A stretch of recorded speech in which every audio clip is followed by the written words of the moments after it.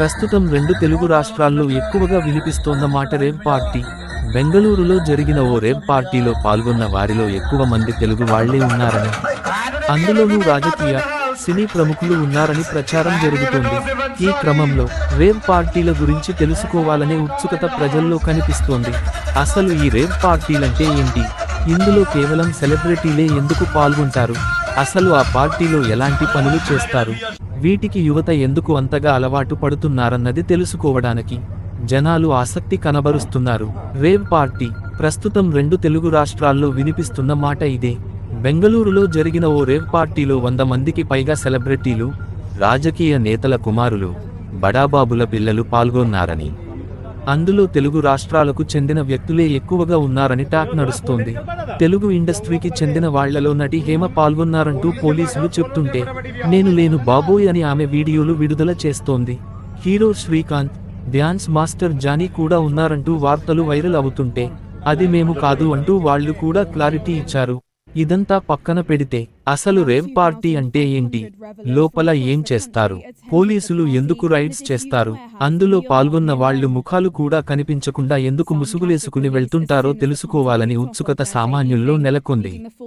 దీంతో rave party అంటే ఏంటి అని నెట్టింట్ తెగ సెర్చ్ చేస్తున్నారు. అసలు విషయమేంటంటే, ఇండియాలో పాశ్చాత్య సంస్కృతి రోజు రోజుకు పెరిగిపోతుంది. ఈ క్రమంలోనే పశ్చిమ దేశాల్లో ఉన్న కల్చర్ ఇక్కడికి కూడా పాకుతోంది. సెలబ్రిటీలు, డబ్బున్న బడాబాబులు అక్కడే చదువుకోవటమో లేదా తీరిక సమయాల్లో అక్కడికి వెళ్లి తనివి తీరా ఎంజాయ్ చేసి వస్తుండటమో జరుగుతోంది. ఇలా అక్కడున్న కొన్ని కల్చర్ల రుచికి అలవాటు పడిన సెలబ్రిటీలు, ప్రముఖుల పిల్లలు అదే ట్రెండ్ ని ఇక్కడ కూడా కొనసాగించే ప్రయత్నాలు చేస్తున్నారు. అందులో భాగంగా వచ్చిండే ఈ rave party. Rave party culture అనేది 1950లో ఇంగ్లండ్లో మొదలై మెల్లిగా ప్రపంచమంతా వ్యాపించింది. ఈ కల్చర్ ప్రారంభమైన కొత్తల్లో క్లోజ్డ్ ఏరియాలో పెద్దగా మ్యూజిక్ పెట్టుకోనో లేదా లైవ్ పర్ఫార్మెన్స్ ఇవ్వటమే, దానికి మైమరిచిపోతూ డ్యాన్స్ చేస్తూ ఎంజాయ్ చేయటం ఉండేది. ఇక పాశ్చాత్య దేశాల్లో సాధారణంగానే మద్యం సేవించే అలవాటు ఉండటంతో అది కూడా కంటిన్యూ అయ్యేది. కాగా రాను రాను ఈ పార్టీకి అర్థం మారుతూ వస్తోంది. వైల్డ్ బిహేవియర్తో చేసుకునే పార్టీలకు రేవ్ పార్టీలు అని పిలవడం మొదలుపెట్టారు. క్రమక్రమంగా ఈ రేవ్ పార్టీ కల్చర్ చట్ట విరుద్ధమైన కార్యకలాపాలకు వేదికవ్వటం ప్రారంభమైంది. ప్రస్తుతం ప్రచారంలో ఉన్న మేరకు రేవ్ పార్టీలు చాలా గోప్యంగా సాగుతున్నాయి. దానికి కారణం, ఈ పార్టీల్లో సెలబ్రిటీలు, ప్రముఖుల పిల్లలు మాత్రమే పాల్గొనటం ఒక ఎత్తైతే, ఈ పార్టీల్లో మద్యంతో పాటు డ్రగ్స్, అమ్మాయిలు ఇలా చాలానే యవ్వారం జరుగుతుందని టాక్. ముఖ్యంగా యువత ఈ పార్టీల్లో విచ్చలవిడిగా డ్రగ్స్ సేవిస్తూ అశ్లీల నృత్యాలు చేయటం, అది హద్దుమీరి శృంగార కార్యకలాపాలు జరుగుతాయని, అన్నింటికీ అన్ని రకాలుగా రెడీ అయిన వాళ్లే ఈ పార్టీల్లో పాల్గొంటారని సమాచారం. సాధారణంగానే రేవ్ పార్టీలంటే చాలా ఖరీదైన వ్యవహారం.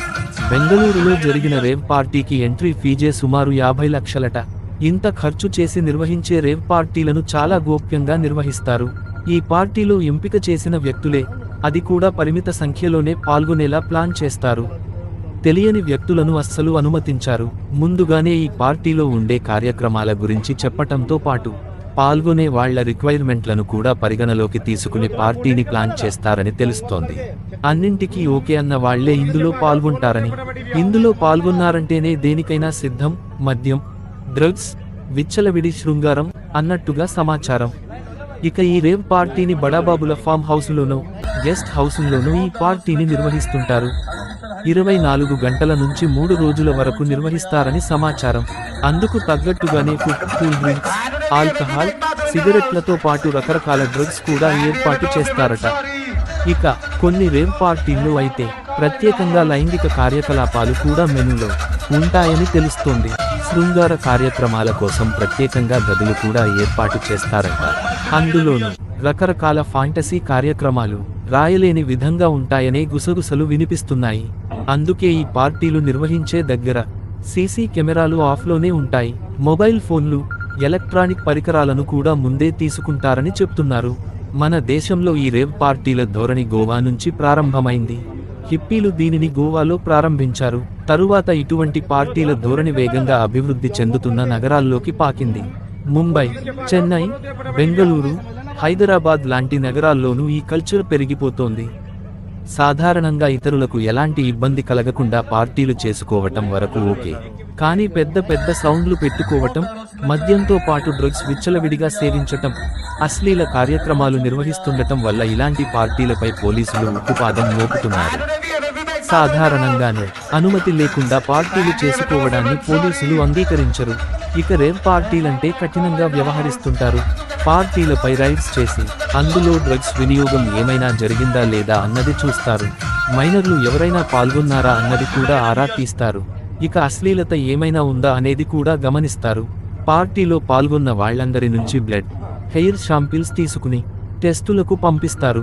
కుటుంబ సభ్యులకు ఫోన్లు చేసి రప్పించి కౌన్సిలింగ్ ఇచ్చి పంపిస్తారు. డ్రగ్స్ వాడినట్టు తేలితే వాళ్లను అదుపులోకి తీసుకుని మిగతా ప్రొసీడింగ్స్ చూస్తారు.